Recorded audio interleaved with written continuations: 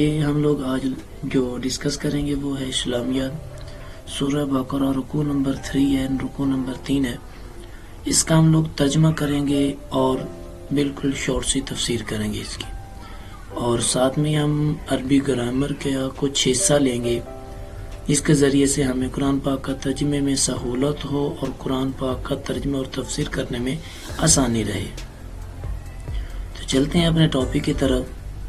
تو سورہ بقرہ رکوع نمبر 3 کا ترجمہ اور تفسیر۔ سب سے پہلے ہم لوگ اس کا ایک ایک لفظ کا ترجمہ دیکھیں گے کہ ابتدا ہوتی ہے تیسرے رکوع کی، یا ایھا الناس اعبدوا ربکم الذی خلقکم والذین من قبلکم لعلکم تتقون۔ یا ایو، اے الناس لوگو، اے لوگو، اعبدو تم عبادت کرو، ربکم اپنے رب کی، الذی خلقکم وہ رب جس نے تمہیں پیدا کیا، والذین من قبلکم وہ رب جس نے تم سے پہلے لوگوں کو پیدا کیا، لعلکم تتقون تاکہ تم پرہیزگار ہو جاؤ۔ بامحاورہ ترجمہ اس طرح سے ہوگا کہ اے لوگو تم اپنے رب کی عبادت کرو جس نے تمہیں پیدا کیا اور ان لوگوں کو جو تم سے پہلے ہوئے تھے تاکہ تم پرہیزگار ہو جاؤ۔ الذی جعل لکم الارض فراشا والسماء بناء، الذی جس نے جعل بنایا لکم تمہارے لیے، تمہارے واسطے، الارض زمین کو، فراشا فرش،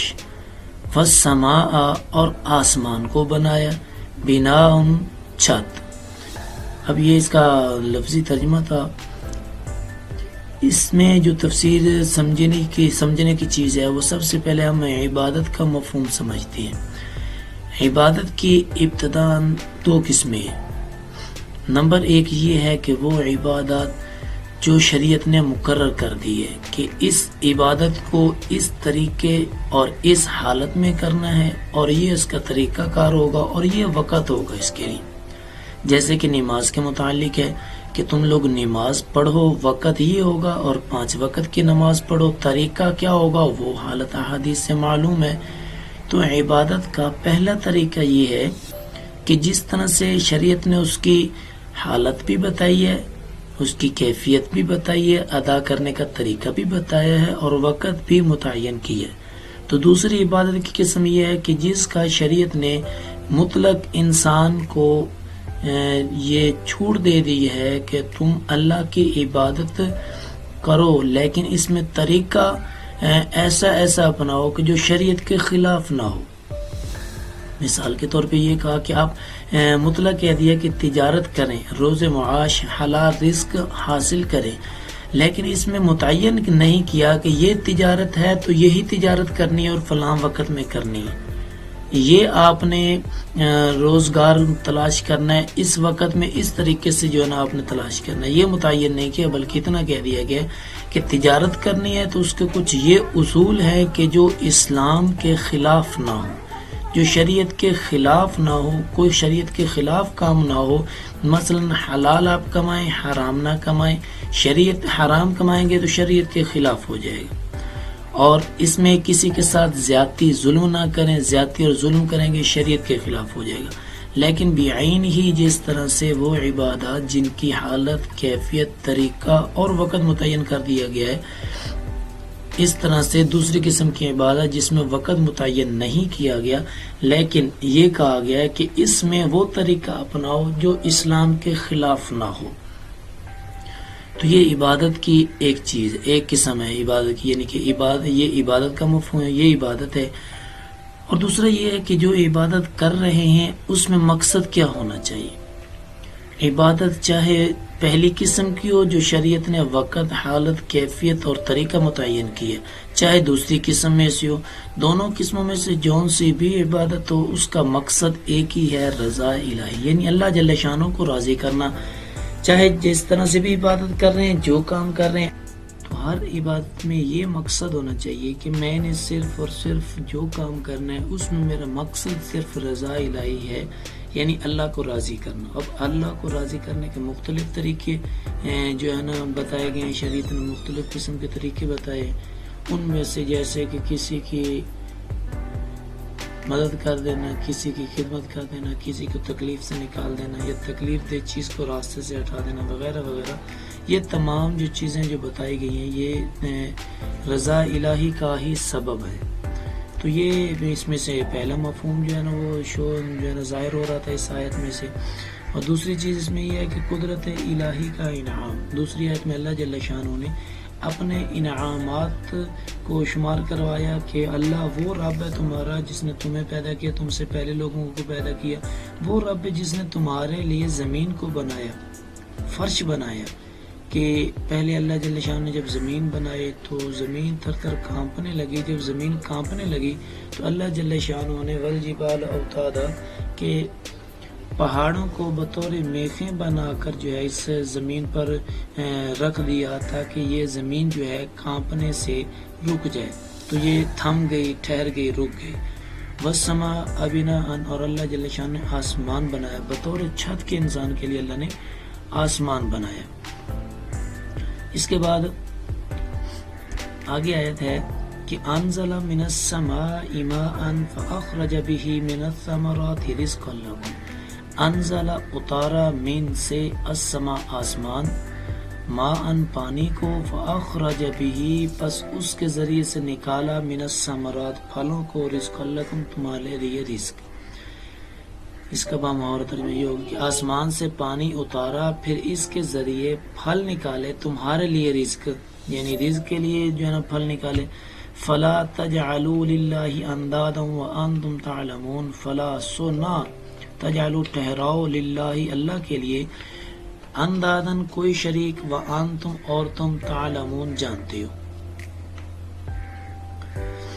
وَإِن كُنتُمْ فِي رَيْبٍ مِّمَّا نَزَّلْنَا عَلَى عَبْدِنَا فَأْتُوا بِسُورَةٍ مِّن مِّثْلِهِ،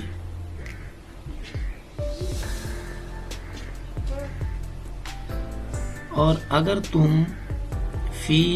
میں ریب شک، اگر تم شک میں ہو، مما اس چیز کے متعلق، نزلنا جو ہم نے اتاری ہے، علی عبدنا اپنے بندے پر، تو فاتو بصورت من مثلی پس لے ہو اس کی قسم، اس طرح کی، کوئی اس کی جیسی ایک ہی صورت، ودعو اس صورت کو بنانے میں، اس صورت کو لانے میں، اس صورت کے مطابق جو ہے آپ لوگ جو صورت بنائیں گے، اللہ فرماتے ہیں وَدْعُوا شُهَدَاءَكُمْ، بلا لو تم اس میں شہداءکم اپنے مددگاروں کو، اللہ کے علاوہ، من دون اللہ اللہ کے علاوہ جو تمہارے مددگار ہیں تمام کے تمام بلا لو، اور بلانے کے ساتھ تم اس طرح کی کوئی صورت لے آئے، سوائے اللہ کے کس کو بھی مددگار بلاؤ، صرف اللہ کے علاوہ تمام کے تمام مددگاروں کو بلا کے اس طرح کی کوئی بھی آپ صورت لے آئے، اگر تم اس معاملے میں شک میں ہو تو، ان کنتم صادقین، اگر تم اپنے اس معاملے میں سچے ہو تو اس طرح کی کوئی بھی صورت لے کے آؤ۔ فَإِن لَّمْ تَفْعَلُوا وَلَن تَفْعَلُوا، پس اگر تم نہ کر سکو، وَلَن تَفْعَلُوا اور اللہ تاکیداً فرما رہے ہیں ہرگز نہیں کر سکتے، فَاتَّقُوا النَّارَ الَّتِي، فَاتَّقُوا تو پھر ڈرو، النار آگ سے، التی وہ آگ، وقودها الناس، وقود ایندھن، الناس لوگ، اس کا ایندھن لوگ، والحجارہ اور پتھر ہیں۔ اور اگر تم نہ کر سکو اور ہرگز ایسا نہیں کر سکتے تو بس آگ سے ڈرو، وہ جس کا ایندھن لوگ اور پتھر ہے، اعدت للکافرین تیار کی گئی ہے کافرین کے لیے۔ اس میں کی تفسیر میں جو چیزیں دیکھنے والی ہیں وہ سب سے پہلے تو ہے انعامات الہی کا اظہار، یعنی اللہ جل شانہ نے اپنے انعامات کا اظہار فرمایا کہ میں وہ ذات ہوں کہ جس نے آسمان بنایا، پھر اس کو فرش بنایا، والجبال اوتادا اس پہ جو ہے پہاڑوں کو میخیں بنا کر جو ہے نا رکھ دیا، والسماء بناء اور میں نے آسمان کو بطور چھت بنایا، انزلہ پھر اس چھت کے نیچے بادل آتے ہیں، انزلہ اتارتا ہوں، من السماء ماء آسمان سے پانی کو، جب وہ اور پانی کو کیوں جو ہے نا میں اس کو آسمان سے برساتا ہوں، اس لیے کہ تاکہ تمہارے لیے رزق پیدا کروں، پھلوں میں سے تمہارا رزق پیدا ہوگا، اور اس لیے میں آسمان سے پانی کو برساتا ہوں۔ تو اللہ فرماتے ہیں فلا تجعلوا للہ اندادا وانتم تعلمون، تو بس جب اتنا کچھ میں کر، فلا تجعلوا للہ اندادا وانتم تعلمون، اور نہ ٹھہراؤ اللہ کے ساتھ کسی شریک کو بھی، اور اس چیز کو تم جانتے بھی ہو کہ یہ سب تمام کی تمام چیزیں کرنے والے صرف اللہ کی ہی ذات ہے، تو دوسرا جو اللہ جل شان خالق کے کائنات کا ایک چیلنج ہے. اللہ فرماتے ہیں کافرو اگر تمہیں اس چیز میں شک ہے نا کہ میں نے جو کتاب نازل فرمائی ہے یعنی آپ صلی اللہ علیہ وآلہ وسلم پر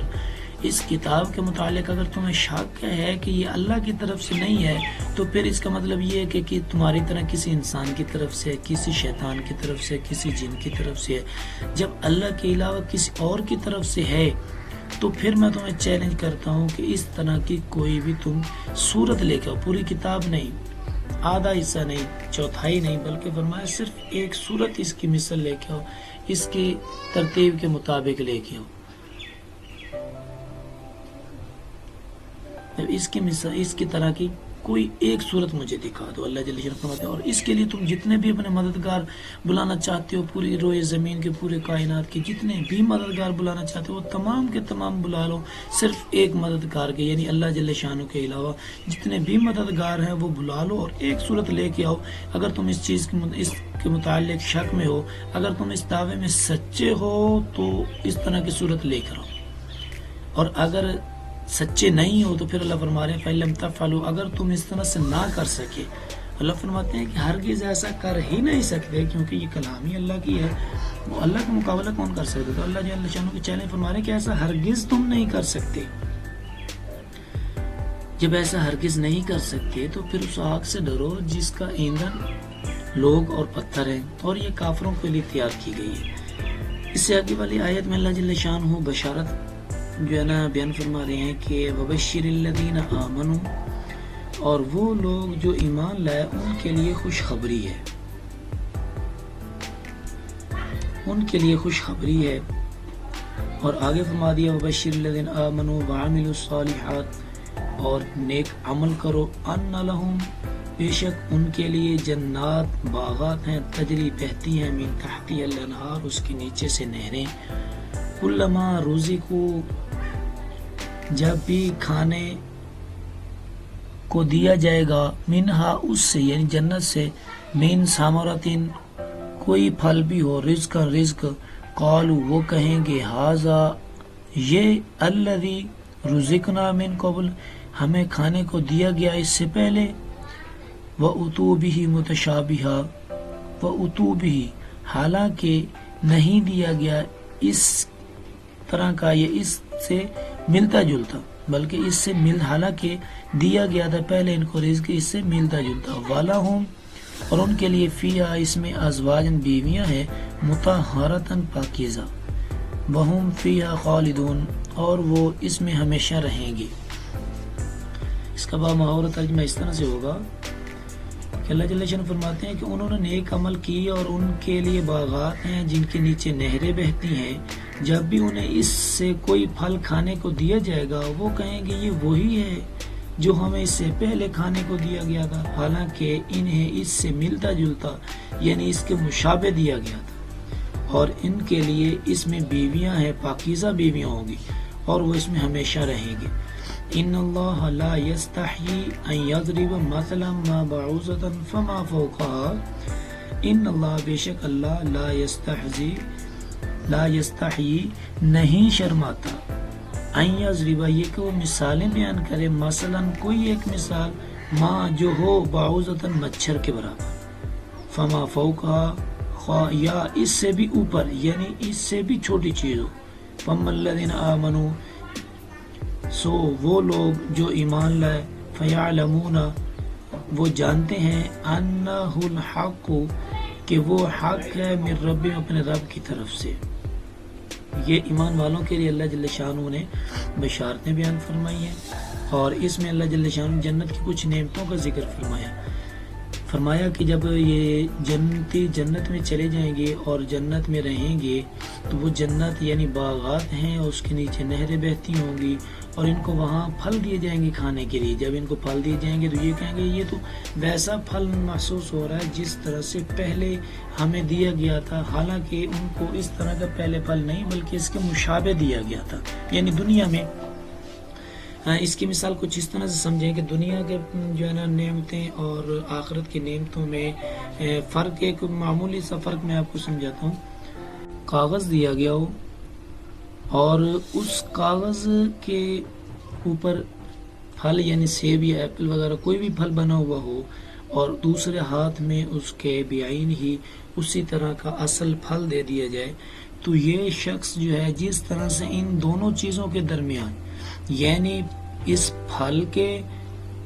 اور اس کاغذ پہ بنی ہوئی پکچر کے درمیان جتنا فرق ہے، اس سے کئی گنا زیادہ فرق دنیا کی نعمتوں میں اور جنت کی نعمتوں میں ہوگا۔ تو وہ جب دیکھیں گے کہ وہ شکل و صورت اس طرح کی ہوگی جس طرح کی دنیا میں ہے، اگرچہ ان کی جو ہے نا اس طرح سے لگا لیں کہ ان کی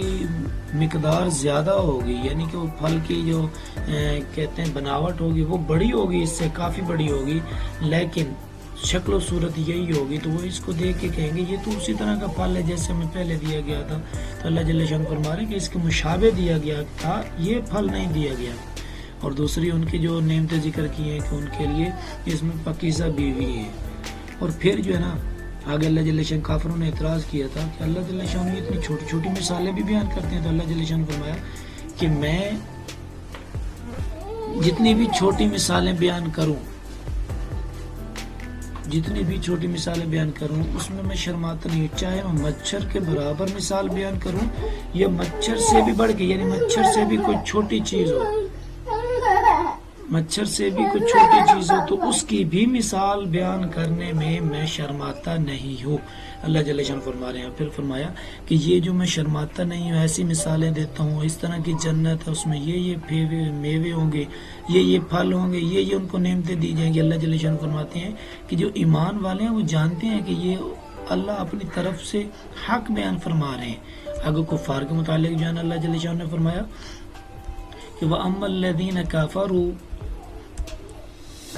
فَيَقُولُونَ مَاذَا أَرَادَ اللَّهُ بِهَذَا مَثْلًا، بہرحال کافر پس وہ کہتے ہیں کہ مَاذَا أَرَادَ اللَّهُ بِهَذَا مَثْلًا، کیا ارادہ کیا اللہ نے بہذا اس سے مثال کا، یضل بی کثیرا وہ گمراہ کرتا ہے اس سے کثیرن بہت لوگوں کو، ویہدی اور ہدایت دیتا ہے بھی اس سے کثیرن بہت لوگوں کو، وما یضل به الا الفاسقین وما یضل اور نہیں گمراہ کرتا بھی اس سے الا مگر الفاسقین نافرمانوں کو۔ اب اس میں اللہ جل جلالہ فرما رہے ہیں،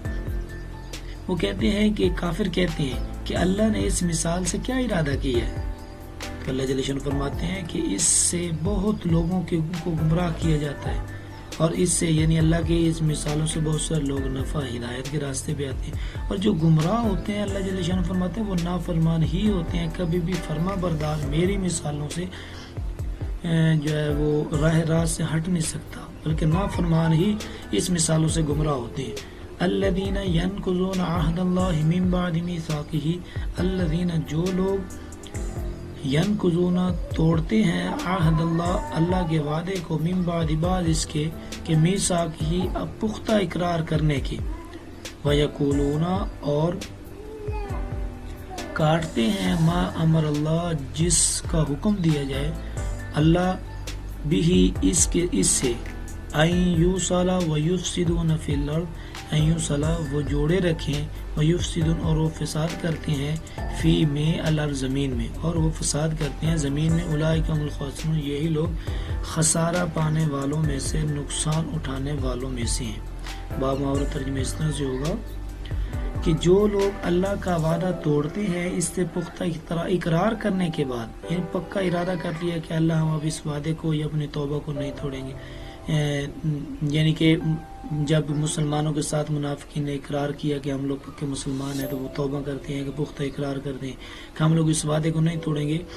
اور اس کو کاٹتے ہیں جس کا اللہ نے حکم دیا تھا کہ وہ اس سے جوڑے رکھے، اور وہ زمین میں فساد پھیلاتے ہیں، وہی لوگ نقصان اٹھانے والوں میں سے۔ کیف تکفرون باللہ وکنتم امواتا فاحیاکم ثم یمیتکم ثم یحییکم ثم الیہ ترجعون،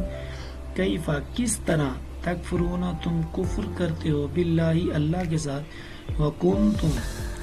اور تم تھے امواتا بے جان، فاحیاکم تو اس نے تمہیں زندگی بخشی، ثم یمیتکم پھر تمہیں مارے گا، ثم یحییکم پھر تمہیں زندہ کرے گا، ثم الیہ ترجعون پھر اسی کی طرف تم لوٹائے جاؤ گے۔ اللہ جل شانہ اس میں فرما رہے ہیں کہ کس طرح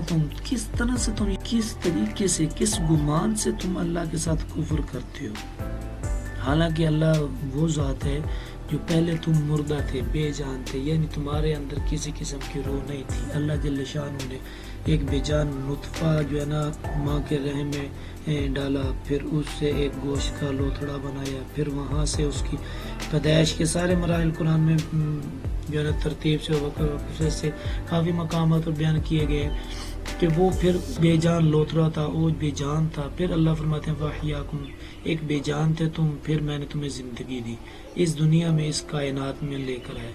ثُمَّ يُمِيتُكُمْ، پھر تمہیں موت دوں گا جب موت کا وقت آئے گا، جس کے متعلق فرمایا قُلْ إِنَّ الْمَوْتَ الَّذِي تَفِرُّونَ مِنْهُ فَإِنَّهُ مُلَاقِيكُمْ ثُمَّ تُرَدُّونَ إِلَىٰ عَالِمِ الْغَيْبِ وَالشَّهَادَةِ فَيُنَبِّئُكُم بِمَا كُنتُمْ تَعْمَلُونَ۔ اللہ جل شانہ فرماتے ہیں کہ بے شک موت وہ ہے جو آ کے رہے گی اور تمہارے ساتھ ملاقات کر کے رہے گی، تم جتنا بھی دوڑ لو، لیکن یہ موت تم سے ملاقات کر کے رہے گی۔ جب یہ موت تمہارے ساتھ ملاقات کرے گی تم میرے طرف لوٹائے جاؤ گے، پھر میں تمہیں خبر دوں گا کہ تم کیا کچھ کرتے رہے تھے۔ تو بہرحال اللہ جل شانہ فرماتے ہیں کہ پہلے بے جان لوتھڑا، یہ بے جان تھے، اس کے بعد پھر میں نے تمہارے اندر روح پھونکی، تمہیں یہ زندگی بخشی، پھر تمہیں موت آئے گی، پھر روز محشر والے دن تم میری طرف زندہ ہو کر لوٹائے جاؤ گے، اور پھر وہاں پہ حساب کتاب ہوگا۔ تو ان آیات میں جو ہے اللہ جل شانہ نے مثال ایک دی ہے کہ اللہ جو مثالیں بیان کرتا ہے، یہ کافی لوگ ایسے ہیں کہ جن کے لیے یہ راہ نجات کا ذریعہ بنتی ہیں، جو ایمان والے ہیں، جو حق والے ہیں، جو یہ پختہ یقین رکھتے ہیں کہ جو کچھ کلام پاک میں ہے وہ سب کا سب حق سچ ہے، وہ تمام کا تمام سچ ہے۔ جب وہ یہ یقین رکھتے ہیں تو ان کے لیے یہ گمراہی نہیں ہوگی یہ مثالیں، بلکہ ان کے لیے تو راہ نجات ہوگی۔ لیکن وہ لوگ جو شک کرتے ہیں اور جو لوگ گمراہ ہیں، جو فساد پھیلاتے ہیں زمین میں، اللہ فرماتے ہیں کہ یہ جو میں مثالیں بیان کرتا ہوں یہ ان لوگوں کے لیے گمراہی ہے۔ کیوں؟ وہ اس میں گہرائی میں جائیں گے اور پھر اس میں اور کہیں گے کہ اس کا فائدہ کیا تھا، اللہ نے یہ کیوں ایسے حکم نازل فرمائے وغیرہ وغیرہ۔ تو وہ جو فساد پھیلانے والے نافرمان ہوں گے وہ اس کے ذریعے سے گمراہی میں جاتے ہیں۔ یعنی مثال الہی کے دو نتیجے نکلتے ہیں، ایک ایمان والوں کا اور ایک نافرمانوں کا۔ ایمان والے نجات پا جاتے ہیں مثال الہی یعنی اللہ کی مثالوں سے، لیکن جو نافرمان ہوتے ہیں دوسرا نتیجہ ان کا ہوتا ہے کہ وہ گمراہ ہو جاتے ہیں۔ آگے اللہ جل شانہ فرمایا کہ میں تمہیں زندگی دی جب تم بے جان تھے، تمہارے اندر زندگی نہیں تھی، روح نہیں تھی، تم ایک بے جان لوتھڑا تھے یا ایک ناپاک نطفہ تھے، پھر میں نے تجھے گوشت کا لوتھڑا بنایا، پھر تجھے ایک شکل و صورت بنائی، پھر اس کے بعد میں نے تیرے اندر روح پھونکی، پھر تجھے دنیا میں لے کے آیا، تو ایک بے جان تھا، تمہیں میں نے یہ زندگی دی دنیا والی، پھر دنیا سے تجھے آخرت کی طرف منتقل کرنا ہے تو پھر تمہیں موت دوں گا۔ موت دینے کے بعد جب تجھے روز محشر میں اٹھاؤں گا میں، تو پھر تمہارے اندر روح پھونکی جائے گی اور پھر تو اپنے اللہ کی طرف لوٹے گا۔ تو یہ قرآن پاک کے جو سورہ بقرہ کا تیسرا رکوع تھا، اس کا ہم نے ترجمہ کیا اور شارٹ کر کے اس کی تھوڑی سی تفسیر تاکہ ہمیں ترجمہ اچھے طریقے سے سمجھ آ جائے۔ تھوڑی سی گرامر لے لیتے ہیں۔ گرامر کیا چیز ہوتی ہے کہ ہر زبان کو سمجھنے کے لیے کچھ قواعد اور اصول وضع کیے جاتے ہیں، کچھ اصول جو ہے وہ وضع کیے جاتے ہیں اور لوگوں کو بتائے جاتے ہیں تاکہ ان اصولوں کو مد نظر رکھ کر وہ اس زبان کو، اس لینگویج کو سمجھ سکیں۔ تو وہ جو قواعد اور قوانین لاگو کیے جاتے ہیں ان کو سمجھنا، وہ جو قوانین ہوتے ہیں، قواعد ہوتے ہیں، ان کو گرامر کہتے ہیں۔ تو عربی کی گرامر کو دو حصوں میں تقسیم کیا گیا۔ نمبر 1 میں تو علم الصرف، اور علم الصرف ہے کیا، اس کی تعریف دیکھیں کہ ایسے اصول و ضوابط جن کے ذریعے ایک کلمہ سے دوسرا کلمہ بنانے اور اس میں تبدیلی کرنے کا طریقہ معلوم ہو۔ مثال کے طور پر ایک لفظ ہے ماضی کا، یعنی ٹینس ہے ماضی کا، اس میں وہ زمانہ پایا جاتا ہے جو گزرا ہوا ہے، تو پھر اس کو ہم نے، اسی لفظ کو ہم نے ایسا لفظ بنانا ہے جس میں حال یعنی موجودہ زمانے کا معنی پایا جائے یا آئندہ مستقبل کا معنی پایا جائے۔ تو ان معنوں کو سمجھنے کے لیے یہ علم ہوتا ہے، یعنی علم الصرف ہوتا ہے، یعنی ایک لفظ کو دوسرے زمانے میں لے جانے کے لیے اور اس کا طریقہ چینج کرنے کے لیے اور اس کے معنی میں چینجنگ کے لیے یہ علم الصرف استعمال ہوتی ہے۔ اور اس کا موضوع کیا ہے یعنی اس کا مقصد کیا ہے؟ اس کا مقصد علم صرف کا یہ ہے کہ صیغہ یعنی کلمہ کو اس شکل کو کہتے ہیں حروف اور حرکات. علم صرف کا موضوع صیغہ کے اعتبار سے کلمہ یعنی کہ اس کے کون سے زمانے میں یہ کلمہ پایا جائے گا، یہ اس کا موضوع ہے. اور موضوع کے بعد جو چیز ہر لینگویج میں پائی جاتی ہے وہ ہے غرض یعنی مقصد. اس علم کا مقصد کیا ہے؟ یعنی یہ گرامر کا جو ایک حصہ ہے علم الصرف، اس کا مطلب کیا ہے؟ غرض مقصد کیا ہے؟ مقصد یہ ہے کہ صیغوں کو بنانے اور اس میں تبدیلی کرنے میں ذہن کو غلطی سے بچانا. یعنی صیغہ اگر ایک ایسا لفظ ہے جس میں گزشتہ زمانے کا معنی پایا جا رہا ہے، اس کو ہم نے ایسا سینٹینس میں چینج کرنا ہے کہ اس کا زمانہ چینج کرنا ہے، ہم نے حال میں لے کے آنا ہے یا اس کو مستقبل میں لے کر جانا ہے، تو پھر اس میں جو تبدیلی ہوگی اس تبدیلی میں جو غلطی ہوگی اس غلطی سے بچنے کے لیے یہ جو ہے نا علم وضع کیا گیا. اور اس کے بعد اس کی وجہ تسمیہ یعنی اس کو علم الصرف کیوں کہتے ہیں؟ علم الصرف کو کیوں کہتے ہیں؟ اس لیے کہ صرف کہتے ہیں، کہنے کی وجہ یہ ہے کہ اس کا لغوی معنی ہے پھیرنا. صرف کا لغوی معنی ہوتا ہے پھیرنا، اور ایسے علم میں چونکہ ایک کلمہ کو پھیر کر اس کے مختلف صورتیں بنانے کے طریقے بیان کیے جاتے ہیں، اس لیے اس علم کو علم الصرف کہتے ہیں. تو یہ اس کی وجہ تسمیہ آ گیا. اب ہم اس کے عربی گرامر کے دوسرے شاخ کی طرف، دوسرے جز کی طرف چلتے ہیں. دوسرا جز ہے علم النحو. علم النحو کس کو کہتے ہیں؟ نحو کا لغوی معنی ہے راستہ، کنارہ یا ارادہ کرنا، جبکہ اصطلاح میں اس سے مراد وہ علم ہے جس میں ایسے قواعد بیان کیے جائیں کہ جن کے ذریعے اسم، فعل اور حرف کے آخر میں تبدیلی واقع ہونے یا نہ ہونے اور اس میں تبدیلی کی نوعیت کا علم حاصل ہو. نیز کلمات کو آپس میں ملانے کا طریقہ بھی اس سے معلوم ہوتا ہے. یعنی علم الصرف وہ ہے جس میں ہم ایک لفظ کو ایک زمانہ پایا جائے تو اس کو زمانہ چینج کرنے کے لیے استعمال ہوتا ہے، اور نحو جو ہے اس لفظ کے آخری لفظ پر کون سی حرکت ہوگی اور وہ اسم ہے، فعل ہے یا حرف ہے، اس کی تعیین کرنے کے لیے نحو استعمال کی جاتی ہے. اب اس کا موضوع کیا ہوتا ہے؟ اس علم کا موضوع کلمہ اور کلام ہے کہ اس علم میں انہی کے احوال و بحث کی جاتی ہے، انہی کے احوال بیان کیے جاتے ہیں. کہ اس کے بعد اس کا ہے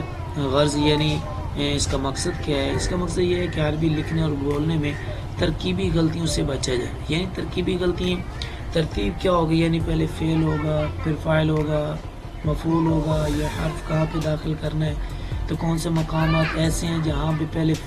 فاعل لے کر آتے ہیں پھر فعل لے کر آتے ہیں. تو یہ جو ترتیب ہوتی ہے اس میں جملہ لکھنے کی، اس ترتیب میں جو غلطیاں واقع ہوں اس سے بچا جائے، یہ اس کا مقصد اور غرض ہے. آگے اس کو علم نحو کی وجہ تسمیہ یعنی اس کو علم نحو کہتے کیوں ہیں؟ تو اس لیے کہتے ہیں کہ نحو کا ایک معنی ہے طریقہ، چونکہ متکلم اس علم کے ذریعے عرب کے طریقے پر چلتا ہے اس لیے اس علم کو نحو کہتے ہیں. دوسرا قول یہ ہے کہ نحو کا ایک معنی ہے کنارہ، چونکہ اس علم میں کلمے کے کنارے پر موجود آخری حرف یعنی جو ہوتا ہے اس سے بحث کی جاتی ہے، اس لیے اسے نحو سے تعبیر کیا گیا ہے. اور نمبر تیسرا قول یہ ہے کہ اس کا ایک معنی ارادہ کرنا بھی ہے، جس سے سب سے پہلے اس علم کے قواعد کو جمع کرنے کا ارادہ کیا اس نے نحوت کا لفظ استعمال کیا جس کا معنی ہے میں نے ارادہ کیا، اس لیے اسے نحو کہا جاتا ہے. اور لاسٹ چوتھا قول اس کا یہ ہے کہ اس کا ایک معنی مثل بھی ہے، چونکہ اس علم کا جاننے والا عربوں کی مثل کلام کرنے پر قادر ہو جاتا ہے، اس لیے اسے نحو کا نام دیا جاتا ہے. تو یہ تھا آج کا لیکچر، اور اللہ جل شانہ اس کو سمجھنے کی توفیق